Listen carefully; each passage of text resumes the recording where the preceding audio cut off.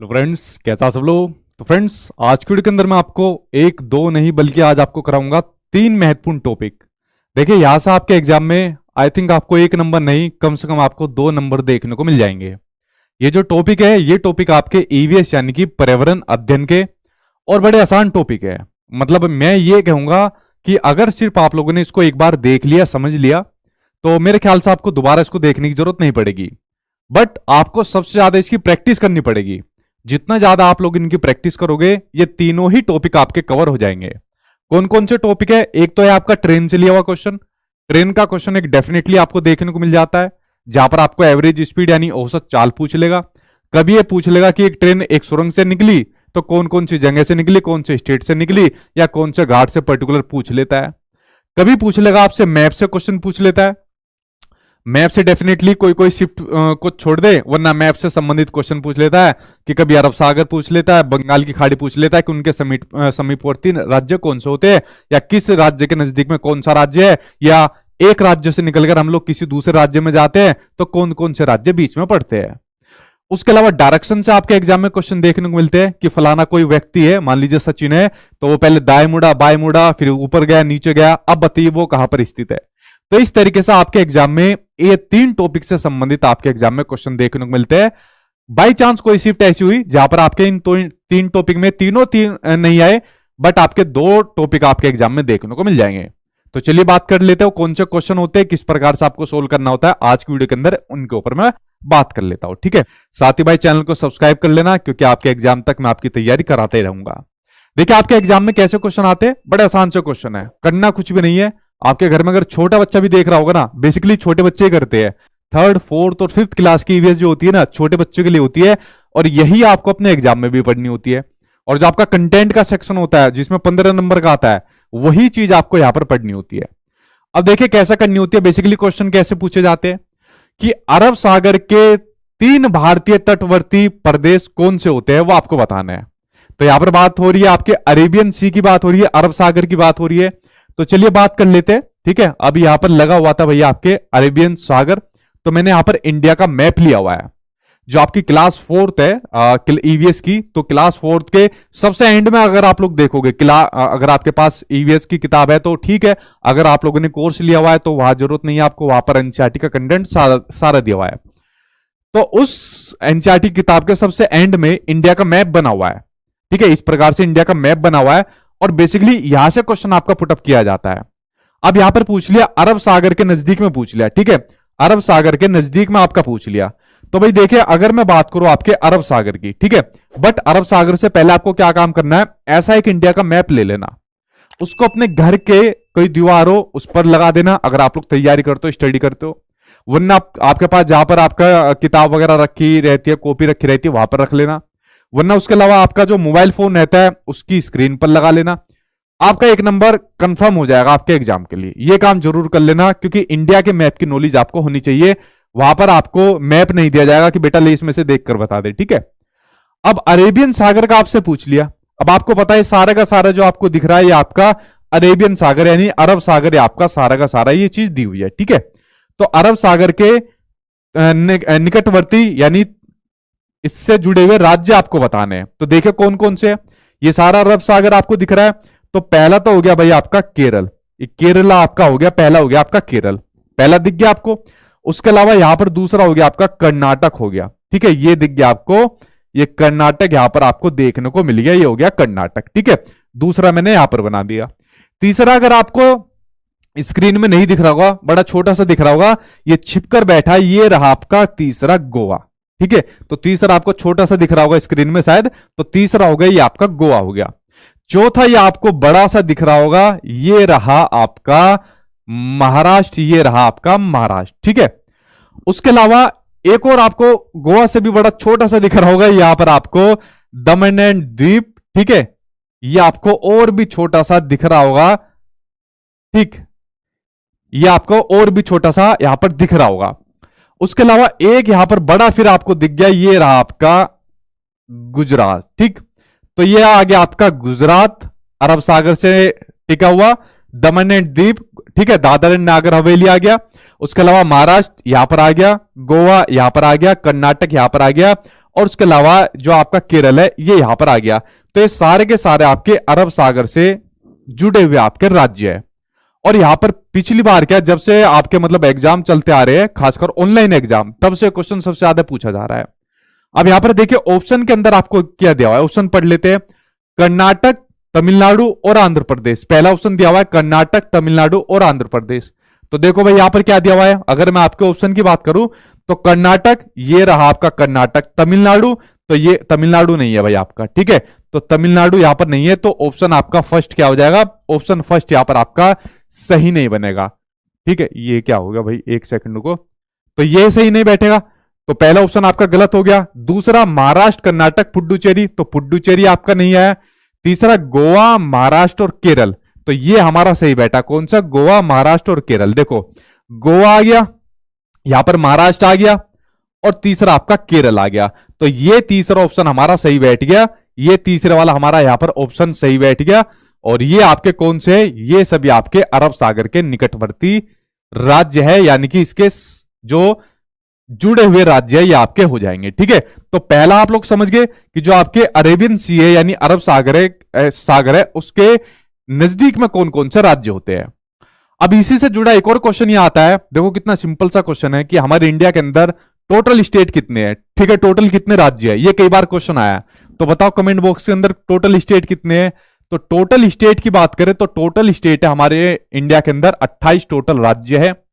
यही से एक और क्वेश्चन आपके एग्जाम में पूछा जाता है, और वही क्वेश्चन अब ये जो आपका ऑनलाइन एग्जाम हुआ है उसमें आपके इसमें मैप से भी पूछा गया कि हमारे जो इंडिया है उसमें हमारे जो केंद्र शासित प्रदेश है यानी जो यूटी है, कौन सा, जो हमारा केंद्र शासित प्रदेश है, तो हमारे जो केंद्र शासित प्रदेश है वो है हमारे कितने, वो है हमारे टोटल 8। जल्दी कमेंट बॉक्स के अंदर बताओ वो 8 कौन कौन से है, क्योंकि एग्जाम में ये क्वेश्चन भी आपका पूछा गया कि बताइए निम्नलिखित में से कौन सा केंद्र शासित प्रदेश है, बस।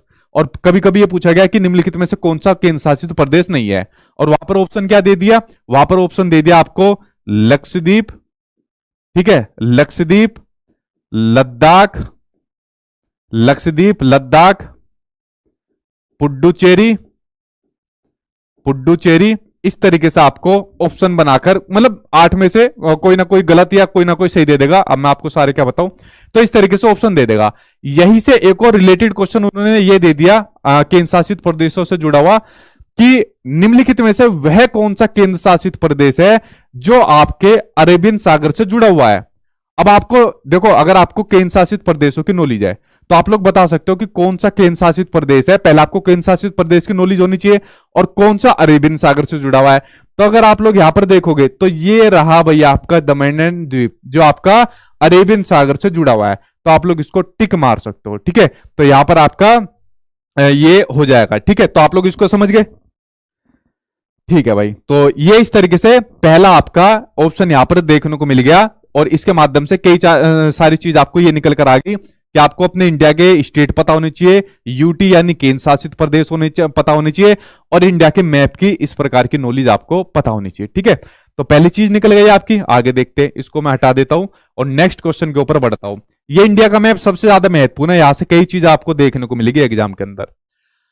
नेक्स्ट बढ़ता हुआ आपके एग्जाम में, अच्छा मुझे एक बात बताओ, जो लद्दाख है और जे&के है वो आपका यूटी कब बने, केंद्र शासित प्रदेश कब बने, मतलब ठीक है, उसके बारे में बताओ। जैसे आर्टिकल 370 हटी थी, तो किस डेट को आपके केंद्र शासित प्रदेश बने थे, जरा वो ईयर मेंशन करो आप लोग मुझे, ठीक है। तो उससे पता चलेगा कि थोड़ी बहुत आपको वैसी प्रैक्टिकल नॉलेज यानी जनरल नॉलेज है या नहीं है, ठीक। देखिए नेक्स्ट बढ़ते नेक्स्ट क्वेश्चन की ओर। उसने पूछा मध्य प्रदेश के 3 समीपवर्ती राज्य कौन से है। अब उसने मध्य प्रदेश के निकट के राज्य पूछ लिए। अब देखिए इसके ऊपर नजर डालते हैं। अब यहां पर आ गया भाई आपका मध्य प्रदेश, ये रहा मध्य प्रदेश, ठीक है। ये सारा का सारा आपको ये दिख रहा है आपको मध्य प्रदेश, ठीक है। और मध्य प्रदेश की जो आपकी स्टेट है बेसिकली ये आपके 5 स्टेट से जुड़ी रहती है, ठीक है। तो देखिए कौन कौन से राज्य से जुड़ा हुआ है मध्य प्रदेश। देखिए मध्य प्रदेश को आप लोग देखोगे तो ये जुड़ा हुआ है आपका किससे, महाराष्ट्र से जुड़ा हुआ है। तो पहला स्टेट तो हो गया आपका महाराष्ट्र। दूसरा किससे जुड़ा हुआ है, दूसरा जुड़ा हुआ है आपका गुजरात से, तो दूसरा जुड़ा हुआ है आपका गुजरात से, ठीक है। तीसरा जुड़ा हुआ है आपका राजस्थान से, तो तीसरा जुड़ा हुआ है आपका राजस्थान से। चौथा जुड़ा हुआ है आपका यूपी से, ठीक है, ये चौथा हो गया आपका यूपी से। और उसके अलावा 5वां जुड़ा हुआ है आपका छत्तीसगढ़ से, ठीक है। पांचवा जुड़ा हुआ है आपका छत्तीसगढ़ से। 5 से जुड़ा हुआ है, कितनों से जुड़ा हुआ है? 6 से जुड़ा हुआ है, ठीक है। तो नहीं, 5 से जुड़ा हुआ है भाई आपका, ठीक है, 5 से ही जुड़ा हुआ है, मेरी नॉलेज ठीक है, 5 से जुड़ा हुआ है, ठीक है। अब इसने क्या पूछा है कि मध्य प्रदेश के 3 समीपवर्ती राज्य कौन से हैं? तो देखिए मध्य प्रदेश के 3 समीपवर्ती राज्य की बात करें तो उत्तर प्रदेश, छत्तीसगढ़ और महाराष्ट्र, यानी आंसर आपका पहला ही हो जाएगा। कौन सा? उत्तर प्रदेश, छत्तीसगढ़ और महाराष्ट्र। तो महाराष्ट्र, छत्तीसगढ़ और उत्तर प्रदेश, इन तीनों से ही जुड़ा हुआ कौन है? आपका मध्य प्रदेश है। अब यहां पर ये तो क्वेश्चन बड़ा सिंपल सा हो गया, ठीक है। ये तो चीजें सिर्फ आपको बताने के लिए की जा रही है कि आपका मैप है। अब यहां पर देखिए क्वेश्चन कैसे और थोड़ा सा, अगर एग्जामिनर्स को थोड़ा डिफिकल्ट लेवल का देना चाहे कि भाई किसी शिफ्ट के अंदर थोड़ा सा बच्चों को डिफिकल्ट लेवल का क्वेश्चन देना है, अब एग्जामिनर इसको कैसे देगा, देखो उसके ऊपर नजर डालते हैं, ठीक है।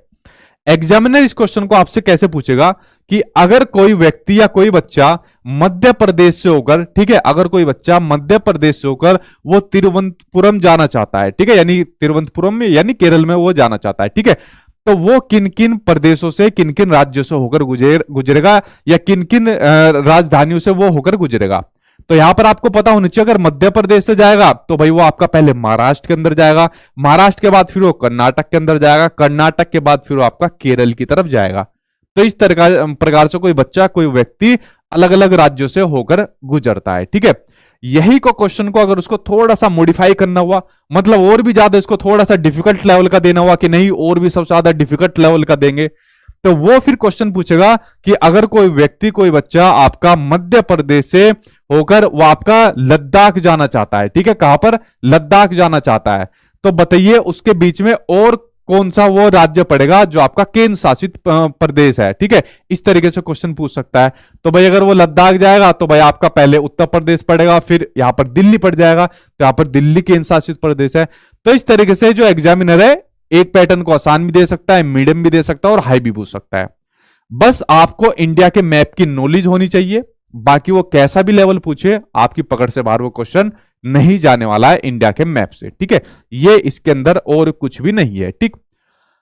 देखिए अगला क्वेश्चन उसने कौन सा पूछ लिया? अगला क्वेश्चन उसने पूछा कि निम्नलिखित में से राज्यों के उस समूह को चुनिए जिनके समुद्र तट बंगाल की खाड़ी पर है, ठीक है, यानी वे ऑफ बंगाल के नजदीक में कौन कौन से राज्य है। पहले अरब सागर के नजदीक पूछ लिए, अब बंगाल की खाड़ी पर पूछ लिए। बहुत बार कंपटीशन होता है, कुछ शिफ्ट वालों में अरब सागर के, कुछ शिफ्ट में बंगाल की खाड़ी पर, तो इन दोनों के बीच में बड़ा कंपटीशन चलता है, ठीक है। तो अब उसने पूछा बंगाल की खाड़ी पर, तो ये रही भाई आपकी बंगाल की खाड़ी, ये सभी आपको बंगाल की खाड़ी यहां पर देखने को मिल रही है, ठीक है।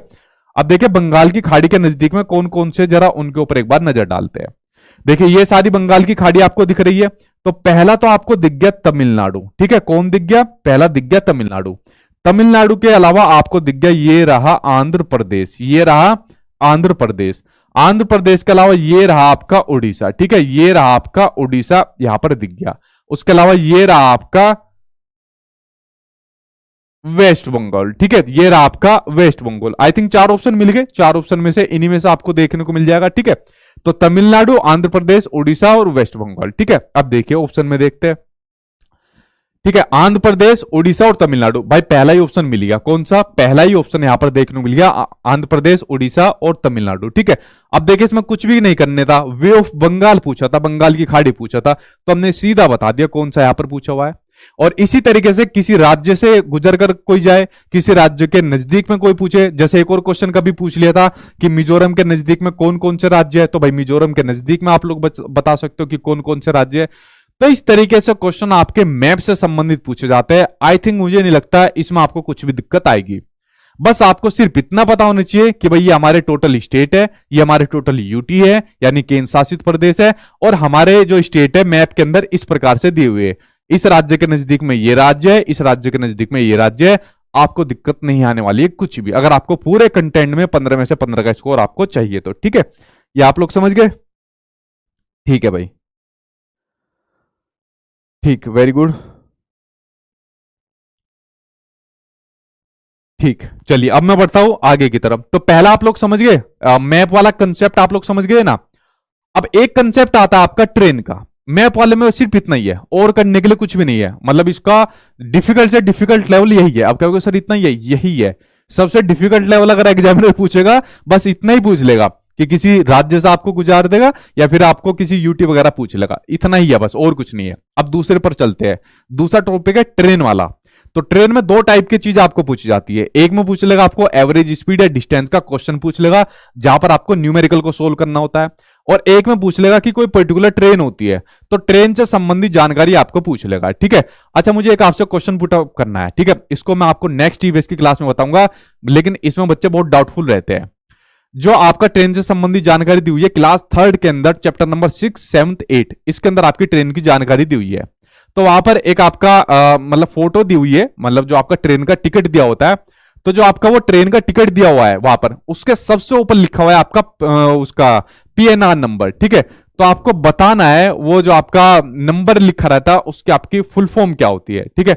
उसकी जरा आप लोग मुझे फुल फॉर्म बताइए, तो देखता हूं आप लोगों को कितने लोगों को फुल फॉर्म पता है, ठीक है। जरा उसकी फुल फॉर्म मुझे बताइए।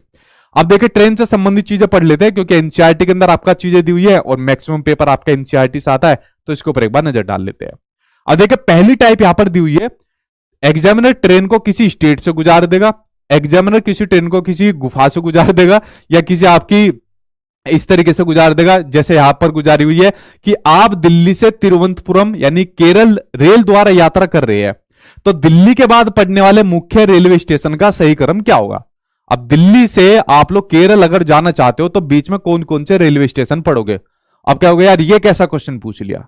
अब हम कैसे ध्यान रखेंगे बीच में कौन कौन से रेलवे स्टेशन पड़ेंगे। बेसिकली इसी वजह से पिछली बार जो आपकी ईवीएस आई थी वो आपकी टफ देखने को मिली थी कुछ शिफ्ट के अंदर, क्योंकि एग्जामिनर ने कुछ क्वेश्चन आपके बड़े डिटेल में पूछे थे। तो एनसीईआरटी के अंदर ये चीजें बड़ी उन्होंने वैसे पूछी हुई है कि मतलब अगर आप मतलब जैसा होमवर्क के लिए क्वेश्चन देते हैं तो इस तरीके कंडीशन में आप लोग क्या काम करोगे, ठीक है। अब देखिए, रेलवे स्टेशन की बात करते हैं, किससे, दिल्ली से तिरुवनंतपुरम के लिए कौन कौन से रेलवे स्टेशन बीच में पड़ेंगे। कुछ तो मुझे ध्यान है, कुछ आप लोग मेरे साथ हेल्प करना। पहला ऑप्शन दिया है ग्वालियर, सीधा ही ग्वालियर बात कर दी। देखिए, नई दिल्ली से बात करते हैं, ठीक है, नई दिल्ली से जाया जाता है, नई दिल्ली रेलवे स्टेशन से जाया जाता है। अगर हम शुरुआत करते हैं तो नई दिल्ली से हम लोग बैठ गए। नई दिल्ली से बैठने के बाद सबसे पहले हम जाएंगे मथुरा रेलवे स्टेशन, ठीक है। मथुरा वाली रेल हम लोग पकड़ेंगे, यानी न्यू दिल्ली से हम लोग जाएंगे मथुरा के लिए, मथुरा रेलवे स्टेशन पर हम लोग जाएंगे। मथुरा से आगे हम जाएंगे आगरा जंक्शन तक, ठीक है, आगरा जंक्शन तक हम लोग जाएंगे। आगरा के बाद फिर हमारे पास आ जाएगा ग्वालियर, ठीक है। फिर उसके बाद हमारे पास आ जाएगा ग्वालियर। ग्वालियर के पास भी आई थिंक एक जगह बनती है, जहां तक मैं सही बन रहा हूं, वो शायद है बानी के नाम से। अगर मैं ठीक हूं तो करेक्ट बताना। इसके बाद भी शायद एक जगह है बानी, ठीक है, जरा उसको सही बताना, ठीक है। और बानी के बाद फिर एक जगह आ जाती है आपकी भोपाल। भोपाल के बाद भी कुछ स्टेशन बीच में आ जाते हैं, और उसके बाद फिर नागपुर, और उनके बीच में काफी स्टेशन बीच में चलते रहते हैं। फिर विजयवाड़ा, चेन्नई, तिरुवनंतपुरम, इस तरीके से चलते रहते हैं, ठीक है। मैंने ट्रेन का काफी सफर किया हुआ है, मेरी जिंदगी बहुत ट्रेन में निकली हुई है। उसका सबसे बड़ा रीजन ये है, जैसे गवर्नमेंट जॉब मिलती है तो बेसिकली पोस्टिंग बाहर मिलती है, ठीक है। और जैसे अलग अलग जॉब की हुई है, ठीक है, तो जैसे तो उसमें अनुभव ये मेरा काफी रहा है ट्रेन का। तो थोड़ा रेलवे स्टेशन जो रहते हैं उनको उनकी नॉलेज हो जाती है, इधर उधर घूमते रहे तो उनकी थोड़ी बहुत नॉलेज हो जाती है, ठीक है। तो ट्रेन की एकदम याद आ जाती है कि हाँ ये रेलवे स्टेशन, सोते सोते एकदम याद आ जाती थी कि हाँ फलाना रेलवे स्टेशन आ गया। बट इतने सारे कोई बच्चा याद नहीं कर पाएगा जितना आप लोग ये स्क्रीन पर देख रहे हो। अगर कोई ऐसा क्वेश्चन आपके सामने स्क्रीन पर आ जाए तो शुरुआत वाले याद कर लेना, जैसे शुरुआत के कुछ याद थे तो वो शुरुआत के याद हो गए, और बाकी में आप लोग अपने अनुभव से लगा सकते हो कि जैसा आपका शुरुआत के ग्वालियर, भोपाल, नागपुर आपको पता चल गए, उसके बाद आप लोग पहले ऑप्शन ही आपका सही हो जाएगा, बाकी में आप लोग लगा सकते हो यार ये सही नहीं हो सकता, गलत आपके हो जाएंगे, ठीक है। तो पहली जो आपकी टाइप होगी, पहली टाइप आपकी ये वाली होगी जिसमें आपकी ट्रेन को पर्टिकुलर किसी स्टेट से गुजार देंगे, या पर्टिकुलर किसी आपकी सुरंग से गुजार देंगे इस तरीके से, या किसी घाट से गुजार देंगे और पूछ लेंगे वो किस स्टेट से जा रही है, या कौन सा आपका जंक्शन है, या कौन सा आपके टिकट से संबंधित जानकारी पूछ लेंगे। एक टाइप तो आपकी ये आपको देखने को मिल जाएगी, ठीक है, जिसमें सीधा भी आपका आंसर आ जाएगा, और अगर उन्होंने ऐसा क्वेश्चन पूछ लिया जिसका आंसर ही नहीं मिल रहा है तो उसमें कुछ समाधान नहीं है फिर आपका, ठीक है। तो पहली टाइप तो आपकी ये वाली है। जब आप लोगों की भी जॉब लग जाएगी, मान लीजिए आपको होम डिस्ट्रिक्ट मिल जाए तो उसमें तो कुछ बात ही नहीं है, उससे बढ़िया तो कुछ नहीं है। और मान लीजिए होम डिस्ट्रिक्ट नहीं मिला, फिर आपको ये अनुभव देखने को मिलेगा जो आपको ट्रेन का अनुभव देखने को मिलता है। फिर अपना टिकट करो, फिर उसके बाद ये अपने सफर पर जाओ, जैसे छुट्टियां पड़ जाती है, जैसे अभी छुट्टियां चल रही है, गर्मियों की छुट्टियां चल रही है, तो उसमें सफर देखने को फिर मिलता है, ठीक है। चलिए भगवान करे आपकी जिंदगी में सफर जल्दी आए चीज देखने को, ठीक। अब ये आती है आपकी दूसरी टाइप।